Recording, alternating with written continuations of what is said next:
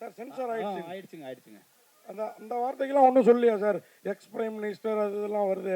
ஏன்னா இப்போ இவ்வளோ நேரம் ஆர்கே செல்வமணி சார் இருந்தார், அவர் கூட மேடையில் சொன்னார். செக், ஒரே ஒரு நிமிஷம் சார். ஒருத்தங்க பேசும்போது கொஞ்சம் எல்லாருமே அமைதியாக இருந்தீங்கன்னா என்ன கேள்வி கேட்குறாங்கன்னு தெரியும். அண்ட் எல்லாருமே கொஞ்சம் உட்காந்து பொறுமையாக கேட்கலாம். ஒருத்தர் கேட்டுட்டு இருந்தீங்க, ப்ளீஸ் கண்டினியூ. எங்கே இருக்கீங்க? அதாவது அந்த எக்ஸ் பிரைம் மினிஸ்டர் அதெல்லாம் வருது. அது மாதிரி ரமேஷ் கண்ணா கூட எங்கள் ஊர் அரசியல்வாதிகளுக்கு இலங்கை தமிழர்கள் மேலே பற்று அதிகம் அப்படின்ற மாதிரி ஒரு டயலாக்கு, அதெல்லாம் எப்படி? அதான் நீங்கள் அந்த சார் சொன்ன மாதிரி ஏற்கனவே சென்சாரில் ஒரு படம் சிக்கினதுனால இதில் ரொம்ப தெளிவாக எடுத்துருக்கீங்களோ? இல்லை, அப்படி இல்லை சார். உண்மையாக நடந்த கதை, அதுக்கான நிறைய எவிடன்ஸ் நம்ம கொடுக்கும்போது அப்போ இதெல்லாம் விடுறாங்க சார். இப்போ நடந்த விஷயத்துக்கான எல்லா டீட்டெயில்ஸும் அவங்களுக்கு நம்ம சப்மிட் பண்ணுறோம் இல்லையா சென்சார் போர்டில், அதெல்லாம் பார்த்ததுக்கப்புறம் தான் விடுறாங்க. ஸோ அவங்களுக்கு அது உண்மையாக நடந்த கதைன்னு தெரிஞ்சால் விடுறாங்க. ஸோ அதனால தான் வந்து முன்னாள் பிரதமர் அந்த மாதிரியான டீட்டெயிலாக டைரெக்டாக பேர் சொல்லாமல் இந்த மாதிரி மறைமுகமாக யூஸ் பண்ணிக்கலான்றது தான் அவங்களுடைய கருத்து. சார் சசிகுமார் சார், உங்களுக்கு ஒரு கேள்வி. இப்போ நீங்களே சொல்லிட்டீங்க, ஆனால் அதை வேறு வடிவில் கேட்குறேன். டூரிஸ்ட் ஃபேமிலி இப்போ தொடர்ந்து ஃப்ரீடம், இது வந்து சில தரப்பினரை வந்து ஏதோ நீங்கள் இலங்கை தமிழருக்கு ஆதரவானவர் அப்படின்ற மாதிரியே எடுத்துகிட்டு போகிற மாதிரி இருக்காதா? தமிழருக்கு ஆதரவாளர் சார், அவ்வளோதான். அதே மாதிரி ஃப்ரீடம் அது என்னென்னா, அது அமைஞ்சதுதான், இது பிளான் பண்ணிலாம் பண்ணலை. ஆக்சுவலாக வந்து இந்த படம் வந்திருக்கணும், ஃப்ரீடம் வந்திருக்கணும். அதுக்கப்புறம் 2 படத்துக்கு வரணும், இல்லை டூரிஸ்ட் ஃபேமிலிக்கு அப்புறம் இன்னொரு படம் வந்திருக்கணும். அந்த படம் வரல. இது ரெடியாக இருந்த உடனே அவர் அதை ரிலீஸ் பண்ணிட்டாங்க. நான் ஒரு ப்ரொடியூசர்கிட்ட இந்த டைம் ரிலீஸ் பண்ணக்கூடாது, அதுக்கு அடுத்து பண்ணுங்கன்னு சொல்ல முடியாது. ஏன்னா அவர் அவங்க இவ்வளோ நாள் வெயிட் பண்ணியிருக்காங்க, இதை கஷ்டப்பட்டு அதை எடுத்துகிட்டு வந்திருக்காரு. ஸோ அவங்களோட முடிவை அதை விட்டுட்டேன். அப்படி தான். சுதந்திரம் டைட்டில் வச்சுருக்கலாமே, டூரிஸ்ட் ஃபேமிலி ஃப்ரீடம் சொல்லிட்டு டைட்டில் வச்சுட்டு தமிழருக்கான படங்கிறீங்களே. அதுதான் ஒன்று. சுதந்திரம் தான் வைக்கணும்னு நினச்சோம். சுதந்திரம் ஏற்கனவே வச்சுட்டாங்க, கிடைக்கல. விடுதலைன்னு வைக்கலான்னு பார்த்தோம், அதுவும் வந்துருச்சு. அப்புறம் இப்போ எல்லாமே என்னமா இருக்குன்னா, அந்த ஓடிடி, இப்போ சார் தான் சொன்னார், ஓடிடி கையில் தான் எல்லாமே இருக்குது. பேர் கூட அவங்க கையில் தான் இப்போ போயிடுச்சு. இங்கிலீஷில் வச்சா தான் எல்லா லாங்குவேஜ்லேயும் பண்ணணும் அப்படின்றது. ஆனால் எனக்கு பர்சனலாக கேட்டால் தமிழில் வச்சா, ஏன்னா என்னோடய படங்களே வரிசையாக டூரிஸ்ட் ஃபேமிலி அப்படின்னு நானே கேள்வி கேட்டுருக்கேன். என்னப்பா என் படம் வரிசையாக இங்கிலீஷில் ஒரு படமாக தமிழில் வருமானு பார்க்குறேன். பகையனுக்கு அருள்வாயின்னு ஒன்று போட்டிருக்கேன், ஒன்று இருக்குது. அதுதான் தமிழில் இருக்குது. கொஞ்சம் சந்தோஷப்பட்டுக்கிறேன். அது நிஜமல் மேடம். ஒரு கேள்வி, நீங்கள் பேசுகிறப்ப எனக்கு கொஞ்சம் ஸ்ரீலங்கன் தமிழில் பேசுகிறதே கஷ்டம், அப்புறம் ஸ்ரீலங்கன் தமிழ் கஷ்டம். ஆனால் சாரோட டூரிஸ்ட் ஃபேமிலியில் ஒரு டைலாக் இருக்கும். அவர் வந்து முதல்ல மலையாளின்னு தான் காமிச்சிப்பார் டூரிஸ்ட். ஏன்னா கொஞ்சம் ஸ்ரீலங்கன் தமிழ் வந்து மலையாள வாடையோடு இருக்கும், ஓகேங்களா? தூய தமிழாக இருக்கும், ஆனால் மலையாளம் பேசுகிற மாதிரி இருக்கும். அதை நீங்கள் பார்க்கலையா? உங்களுக்கு உண்மையாகவே கஷ்டமாக இருந்தது ஸ்ரீலங்கன் தமிழ்? எனக்கு கஷ்டமாக தான் இருந்துச்சு. ஓகே, படம் நான் பார்த்துட்டேன், பட் எனக்கு பர்சனலி பேசுகிறப்போ கஷ்டமாக தான் இருந்துச்சு. சார், இயக்குனருக்கு ஒரு கேள்வி சார். இந்த படம் சத்யசிவா சார், இந்த படம் வந்து வேலூரில் தான் நடந்தது, 1995 நடந்தது. அப்போ 43 பேர் தப்பிச்சு போனாங்க சார். அந்த 43 பேரும் அன்னைக்கு வந்து கோர்ட்டில் வந்து விசாரணை அப்போ வந்து அவங்க வந்து ரெஃப்யூஜிஸ்ன்னு சொல்லவே இல்லை, அவங்க வந்து திட்டவட்டமாக விடுதலை புலிகள் அப்படின்னு தான் குறிப்பிட்டிருந்தாங்க. பட் இந்த சென்சாரில் வந்து நீங்கள் வந்து இது வந்து உண்மை சம்பவத்தை பேஸ் பண்ணி எடுத்திருக்கேன் அப்படின்னு சொன்னீங்க. அப்படி இருக்கும்போது சென்சாரில் வந்து இதை எப்படி ஏற்றுக்கினாங்க சார்? ஸ்ரீலங்கால இருந்து வர எல்லாரையுமே நம்ம விடுதலை புலிகள் தான் சார் சொல்றோம். அது ரைட் சார். இல்ல சார், ரெஃப்யூஜி கேம்ப்ஸும் இருக்கு. நான் வந்து இது வந்து வினோதாவாதம் பண்ணல, இருக்கிற உண்மையை வந்து நான் உங்களுக்கு தெளிவுபடுத்துறேன் சார். சார், அது என்னென்னா, இந்த படம் பண்ணும்போது true events, inspired by true events தான் போட்டிருக்கோம். அதில் ஊந்தப்பட்டு அப்படின்ற ஒரு விஷயம் தான், இன்ஸ்பயர் தான். கேரக்டர்ஸ் எல்லாமே ஃபிக்ஷன் தான். இப்போ நான் இருக்கிறது, என் மனைவி இருக்கிறது, இதெல்லாம் நிஜம் இல்லை. அது வந்து ஃபிக்ஷனாக தான் காமிக்கிறோம். அதுக்குள்ளே இருக்க எல்லாருமே இந்த கேரக்டர்ஸ்லாம் ஃபிக்ஷனாக காமிக்கிறோம். அப்படி நடந்த ஒரு சம்பவத்தில் ஒரு கற்பனை கலந்து இருந்தால் எப்படி இருக்கும் அப்படின்றனால தான் அது வெளியில் வருது. நிஜமாக அப்படியே பதிவு பண்ணி இப்படி ஒருத்தர் இருந்தார், இப்படி ஒருத்தர் இருந்தால் அவங்க சென்சார் பண்ணியிருப்பாங்க. ஸோ அதெல்லாம் இல்லாமல் அப்படி ஒரு நிஜம் இந்த காலகட்டத்தில் நடந்த இந்த ஜெயிலில் இப்படி ஒரு ஜெயில் பிரேக் நடந்த இடத்துல ஒரு ஃபிக்ஷனாக இவங்கெல்லாம் வாழ்ந்தாங்கன்னா இப்படி இருந்தாங்கன்னான்ற ஒரு விஷயம், அந்த உண்மைக்குள்ள ஒரு ஃபிக்ஷனுக்கு இல்லை. அதே மாதிரி அந்த கைதிகள் வந்து அதில் தப்பிக்கிறதுக்கு முயற்சி பண்ணாங்க சார். அவங்க வந்து உண்மையிலே திறமசாலிகள் தான் சொல்லணும். ஏன்னா வந்து 153 மீட்டருக்கு தோணுனாங்க சார். அதுவும் 67 அடி வித்து வந்து பண்ணாங்க. கதையும் சொல்றீங்க. இல்லை சார், இல்லை இல்லை, நான் அந்த மாதிரி செய்யலாம். அந்த எஃபர்ட்ஸ் இதை காமிச்சிருக்கீங்களா?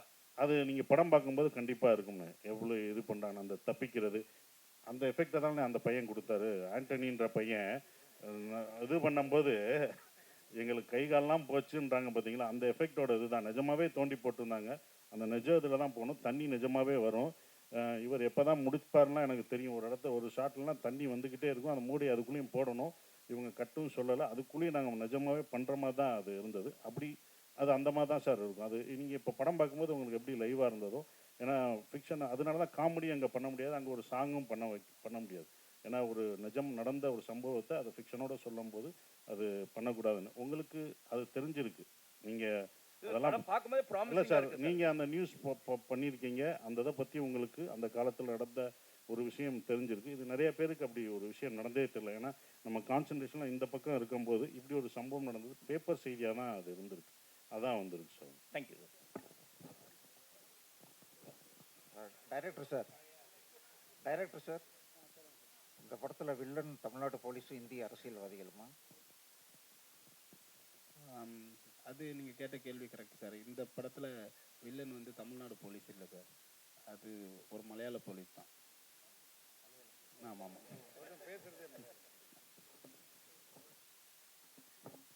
சார். ஃப்ரீடம் போட்டுட்டு ஆகஸ்ட் 14 ஏன் போட்டீங்க, எதற்காக? சார் அவங்க தப்பிக்கிறதுக்கு முயற்சி பண்ண நாள் அன்னைக்கு தான் சார். அன்னைக்கு முயற்சி பண்ணாங்க, நம்மளுக்கு எப்போ கிடைச்சது? என்ன சார் இது கூட உங்களுக்கு தெரியாது? இல்லை சார், இப்போ என்னன்னா நாங்கள் எப்படி எடுத்துப்போம் அதை? சார் ஃப்ரீடம் சார், இந்த கதையில் அவர் ஃப்ரீடம் ஆகஸ்ட் 14 போட்டது நமக்கெல்லாம் ஆகஸ்ட் 15 தான். அவங்க தப்பிச்சாங்க பாருங்க, அது ஆகஸ்ட் 14. அவங்களுக்கு ஃப்ரீடம் ஆகஸ்ட் 14. அதான் சார். இப்போ அதே மாதிரி சீனில் ஒன்று காட்டியிருப்பீங்க, இப்போ இருக்கிற ஆட்சி முறையை வந்து அவங்க வந்து லாஸ்ட் டைம் வந்து பண்ணும்போது ஒரு பெரிய இஷ்யூ ஆக்குனாங்க, சரிங்களா? அது இப்போ சொல்ல வேணாம். ஆனால் வந்து அந்த கொடியை காட்டியிருக்கீங்க, அந்த போராட்ட கொடியில் வந்து டிஎம்கே கொடி இருக்குது. இப்போ ஏதாவது பிரச்சனை பண்ணாங்கன்னா என்ன பண்ணுவீங்க? இல்லை சார், இது கொடியே இல்லை சார், அது சென்சாரில் அதெல்லாம் எதுவுமே காமிக்கல சார். அதில் கிடையாது சார். இல்லை சார், அந்த போராட்டம் ஒரு சீன் காட்டுவீங்க, அதில் இருந்து பிளாக் அண்ட் ரெட். இல்லை, அது போட்டால் அது சென்சார், அது இதில் தான் இருந்திருக்கும். மேபி இந்த யூடியூப்பில் உங்களுக்கு காமிச்ச வெர்ஷனில் தான் இருந்திருக்கும். அது வந்து எதுலேயுமே வரல, படத்துலையோ யூடியூப் சேனல்லையோ வரல. உங்களுக்கு ரெண்டு காமிச்சாங்க பார்த்தீங்களா? ஒன்று இவங்க இப்போ உங்களுக்காக காமிக்கப்பட்டது ஸ்பெஷல், இன்னொன்று வந்து யூடியூப்லேயும் தேட்டர்லேயும் வரப்போகிற ட்ரெய்லர் வராது சார்.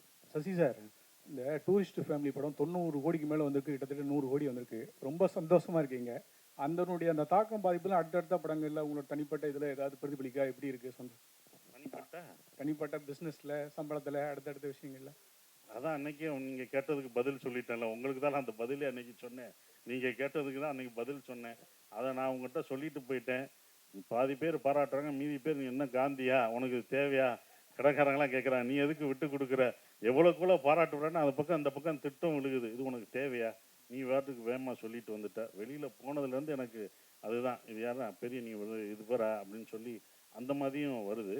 அது இன்னொன்று புரிஞ்சுக்கணும், நிறைய பேர் அந்த படம் வெற்றி அடைஞ்சனால, டூரிஸ்ட் ஃபேமிலினால நான் நிறைய இதாகிட்டேன்ட்டு அப்புறம் என்ன, அதாவது அப்போ இன்ட்ரெஸ்ட்லாம் போடாமல் இருப்பாங்கல்ல, விட்டு கொடுத்து அவங்கெல்லாம் கொடுத்துருப்பேன்ல, அப்புறம் என்ன இன்ட்ரெஸ்ட் கொடுக்கலாம்ல, டூரிஸ்ட் ஃபேமிலி அவ்வளோ போதேன்னு படத்தில் இருக்கவங்களே கேட்குறேன். சொன்னேன் அது ப்ரொடியூசருக்கு போங்க, எனக்கு கரெக்டாக வந்த சம்பளம் வந்தால் போதும் அப்படின்னு தான் இருந்தேன். அது ப்ரொடியூசருக்கு தான், நமக்கு இல்லை. $1 மில்லியன் அவங்களுக்கு தான் அந்த டாலர்லாம் போயிடுச்சு. டேரக்டர், நீ எப்போ வந்த? அப்படியா? இங்கே தான் இருக்கேன், அவனை பார்க்கவே இல்லை. இந்த இலங்கை தமிழர் அது சம்பந்தமா எடுத்தாவே இங்க இருக்க முக்கிய ஒரு அரசியல்வாதியை மேடைக்கு வர வச்சிருவாங்க. நீங்க நடந்த சம்பவத்தை எடுத்திருக்கீங்க, அவருக்கு கண்டிப்பா போயிருக்கும். நீங்க அவர்கிட்ட பேசுனீங்களா அந்த அரசியல்வாதி கிட்ட? ஏன்னா அவர் தான் மிக முக்கியமா வந்து எப்ப பார்த்தாலும் மேடையில பேசுவாரு. சார், நான் இந்த படத்துல வந்து அப்படி அரசியல் சம்பந்தமா யாருக்கிட்டையுமே பேசல. ஆனால் உண்மையாக பாதிக்கப்பட்டவங்க கிட்ட நிறைய பேசியிருக்கோம், அவங்களோட இன்புட்ஸ் நிறைய எடுத்திருக்கோம். அதனால அவருமே வந்து அவங்களோட ஃபீலிங்ஸ் தானே பேசுறாரு. அவர்கிட்ட போய் பேசுறதுக்கு பாதிக்கப்பட்டவங்ககிட்டயே பேசிடலாம்ல, அதுதான். எக்ஸ் பிரைம் மினிஸ்டர் அவர் சொன்ன மாதிரி வருது இல்லை, அது கரண்ட் பிரைம் மினிஸ்டர் அப்போ அவர் இருக்கும்போது இருக்கும்போது இல்லை அவர் எக்ஸ் பிரைம் மினிஸ்டர் தான். ஸோ அதை இதுலயே போட்டிருக்கீங்க. ஸோ அதுவே பெரிய ஒரு அந்த வார்த்தையே பெரிய அழுத்தமான வார்த்தை இல்லை சென்சார் போகும்போது. ஸோ அதை எப்படி இது பண்ணி ஹேண்டில் பண்ணுவீங்க? இல்லை சார், அதான் கதையாகவே ஒரு உண்மையான நடந்த கதை தானே, உண்மைக்கு நெருக்கமான கதைன்னும் போது அவங்க அதை அலோவ் பண்ணுறாங்க சார். ஆல்ரெடி சென்சார் ஆயிடுச்சு, யூஏ சென்சார் ஆயிடுச்சு. ஆமாம் சசினா, ஒரு ஏன்னா நிறைய பேர் இப்போ சொல்கிறாங்க சசி வந்து பெரிய பெரிய படம் பண்ணுறாரு ஆனால் சம்பளம் வந்து அதே சம்பளம் தான் வாங்குறாருன்னு சொல்லிட்டு பரவாயில்ல ஒரு பேச்சு இருக்குது. உங்கள் வார்த்தையில் கரெக்டாக சொல்லுங்கள் என்ன நடக்குதுன்னு. என்னென்னா நீங்கள் சம்பளம் வந்து அதே சம்பளம் தான் வாங்குறீங்க, சம்பளம் ஏற்ற மாட்டேன்னு ஒரு விஷயம் சொல்லியிருக்கீங்களா? அது உண்மையா என்ன? உண்மைதானே, அதான் இப்போ அவர்கிட்ட புலம்பிக்கிட்டு இருந்தேன். அதை சொன்ன பிறகு தான் எல்லாமே இதாகுது. அது உண்மை தானே, யாரும் தர்றதில்ல. நடித்தது கொடுத்ததே வந்தாலே சந்தோஷம்தான். அதான் அப்படித்தானே. இது சத்யசிவா சாருக்கு. சத்யசிவா சார், வாழ்த்துக்கள் சசி, உங்களுக்கும் உங்கள் படக்குழுவுக்கும். ரொம்ப சிறப்பான ஒரு படம் எடுத்திருக்கீங்க. உங்கள் ஆர்ட் டைரக்டர் பேசும்போது ரொம்ப நெகிழ்ச்சி பூர்வமாக இருந்தது. அவர் வந்து வாழ்க்கையில் இங்கே வந்து அதே கஷ்டங்களை பட்டிருக்கேன் அப்படின்னாரு. இந்த மாதிரி ஒரு உண்மை சம்பவத்தை எடுக்கும்போது ஒரு பெரிய லெவலில் ரிசர்ச் பண்ணியிருப்பீங்க இல்லையா? அந்த ரிசர்ச்சுக்கான முயற்சிகளை பற்றி கொஞ்சம் விவரமாக சொல்லுங்களேன் ப்ளீஸ். சார், இப்போ அவர் சொன்ன மாதிரியே நாங்களுமே ஒரு 5 ஜென்ரேஷனுக்கு முன்னாடி ஸ்ரீலங்காவிலேருந்து வந்தவங்க தான். அவர் சொன்னார், நான் சொல்லலை. இது வந்து படிக்கும் போதே ஒரு இன்ட்ரெஸ்டிங்காக இருந்தது சார். ஏன்னா இது எல்லாருக்குமே தெரிஞ்சிருக்கு. ஆனால் அந்த 90s இருந்த முக்கியமாக ரைட்டர்ஸ் நிறைய பேருக்கு தெரிஞ்சிருக்கு, நிறைய பேர் இதை பற்றி பேசியிருக்காங்க. ஆனால் இப்போ இருக்கிறவங்களுக்கு இதை பற்றி தெரியல. ஆனால் இது சொன்னால் ரொம்ப ஒரு வெறும் வலி மட்டும் இல்லாமல் அதில் ஒரு வீரம் இருக்குது சார் ஆக்சுவலாக. ஏன்னா அவர் சொன்ன மாதிரி அந்த ஒரு 106 மீட்டரை தாண்டி போகிறதுல ஒரு வீரம் இருக்குது ஆக்சுவலாக. அதுக்கு ஒரு பெரிய துணிச்சல் வேணும். அது எல்லாமே இதுக்குள்ளே இருக்குது. சரி, ஒரு படமாக பண்ணும்போது ஒரு ஹீரோயிசம் இருக்குது, ஒரு ஃபீல் இருக்குது, ஒரு ஸ்ட்ரகிள்ஸ் இருக்குது. ஸோ இதை ஏன் படம் பண்ணக்கூடாது அப்படின்ற ஒரு ஐடியாவுக்கு தான் நம்ம ஃபஸ்ட்டு வரோம்.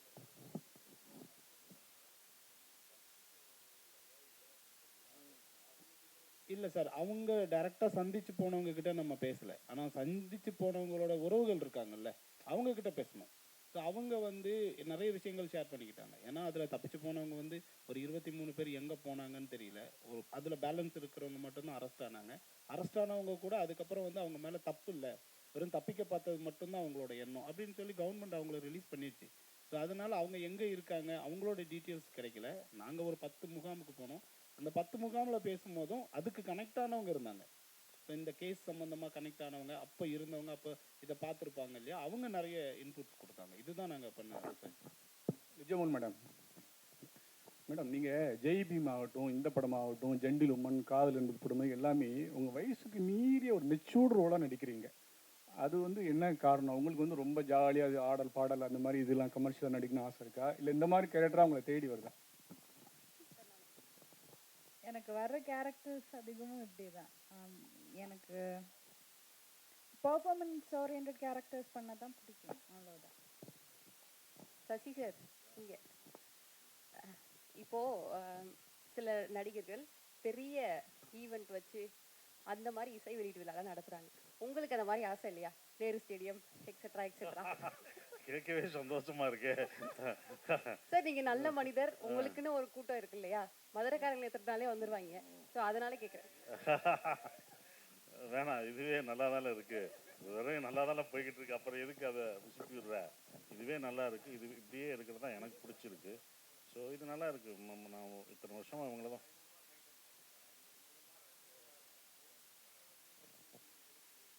ரசிகர் மன்றம் இல்லை, அப்படி எனக்கு ஆக்சுவலாகவே எனக்கு அது எனக்கு பர்சனலாக அது பிடிக்கல. ஏன்னா இவங்க ஏற்கனவே ஒரு படம் அப்படி தான் வந்து காலேஜில் போய் காலேஜ் ஸ்டூடெண்ட்டை வர வச்சு அதை பண்ணணும் அப்படின்னு சொல்லும்போது அது வேணாம், அது ஒரு இன்ஸ்டிடியூஷனு, அங்கே போய் நம்மளுடைய படங்களை போய் ப்ரொமோட் பண்ண வேணாம் அப்படின்னு நான் பர்சனலாக நினச்சேன். அதனால தான் நான் நந்தன்லையும் பள்ளியும் டூரிஸ்ட் ஃபேமிலியும் 2 ப்ரொடியூசரை தப்பிச்சிட்டேன். இவர் கேட்கல, அதனால் இன்னும் தப்பிச்சிட்டேன். அதுக்கப்புறம் பண்ணுவேன்னா பண்ணுவோம், அது ப்ரொடியூசரோட ஃபோர்ஸ்னால தான் அப்படி பண்ணுவேன். ஆனால் எனக்கு பர்சனலாகவே என்னுடைய படங்களை ஒரு காலேஜுக்கு போய், அது இன்ஸ்டிடியூஷன் படிக்க வந்திருக்காங்க, அங்கே போய் நான் விளம்பரப்படுத்தி என் படத்தை பாருங்கள், அந்த கூட்டத்தை நான் மிஸ்யூஸ் பண்ண விரும்பலை. அவங்களோட படிப்பையும் அவங்க ஏன்னா அவங்க அதுக்கு தான் வந்திருக்காங்க, அதை நான் மிஸ்யூஸ் பண்ணக்கூடாது. நான் அதில் இருந்து பண்ணுறதில்ல, அதுதான் நான் விலகியிருக்கேன். சார், ஜிப்ரான் சார் மேடையில் பேசுகிறப்ப ஆர்கே சுல்லுமணி சார்னு நினைக்கிறேன், ஏழைகளின் இளையராஜா அப்படின்னாரு. நீங்கள் அதை எப்படி எடுத்துப்பீங்க? ஏன்னா இளையராஜானா 2 கருத்து இருக்குது. மியூசிக்லேயும் ஒரு சிறப்பு, எல்லாத்துலேயுமே சிறப்பு. நீங்கள் மியூசிக்கில் இன்னும் சிறப்பாக இருப்பீங்களா, இல்லை அவரை மாதிரி ஆக்டிவிட்டீஸ்லையும் இறங்கிடுவீங்களா?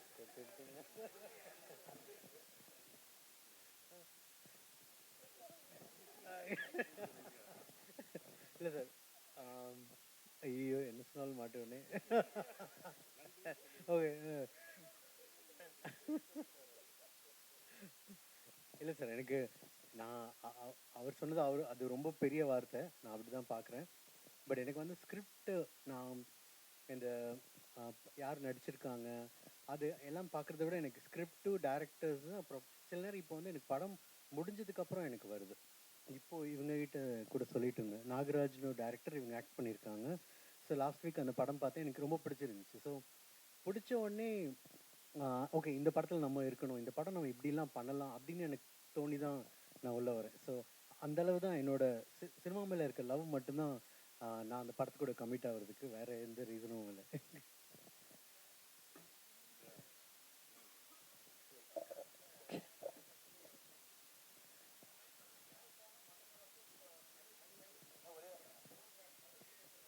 சார் ஒரே ஒரு நிமிஷம், சார் ஒரே ஒரு நிமிஷம், மைக்கு மட்டும் கொடுக்குறோம், இறுதி கேள்வியாக இருக்கட்டும்.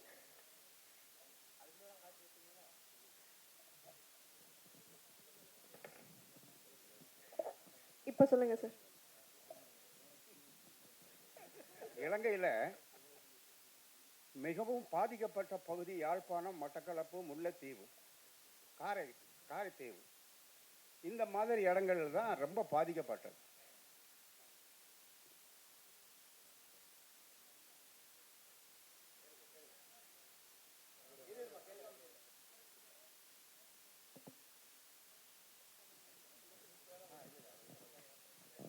அண்ணே சொல்லுங்கண்ணே, பரவாயில்ல சொல்லுங்கள், நீங்கள் மனசில் இருக்க சொல்லுங்கள், கேளுங்கண்ணே, ஒன்றும் இல்லை, சாரிண்ணே.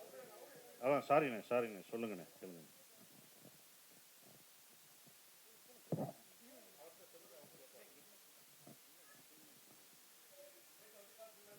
நான் இலங்கையில் இருந்தவன், அங்கேருந்து 83 நான் வந்துட்டேன்.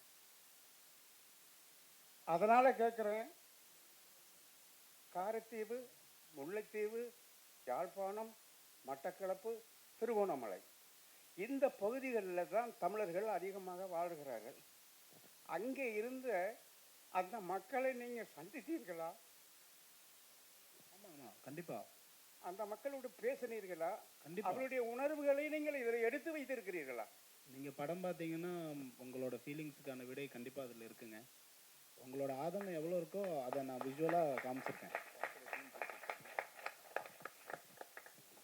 அதை தான் நான் சொன்னேன், நாங்கள் நடிக்கும்போதே உணர்ந்தோம். அப்போ அவங்களுக்கு எப்படி இருக்குன்னு நானும் ராமசாமியை எனக்கு சொல்லிட்டு இருக்கும்போது அதை பற்றிலாம் சொல்லும்போது சொன்னார்னா, இப்போ படம் பார்க்கும்போது உங்களுக்கு அந்த இது தெரியும்.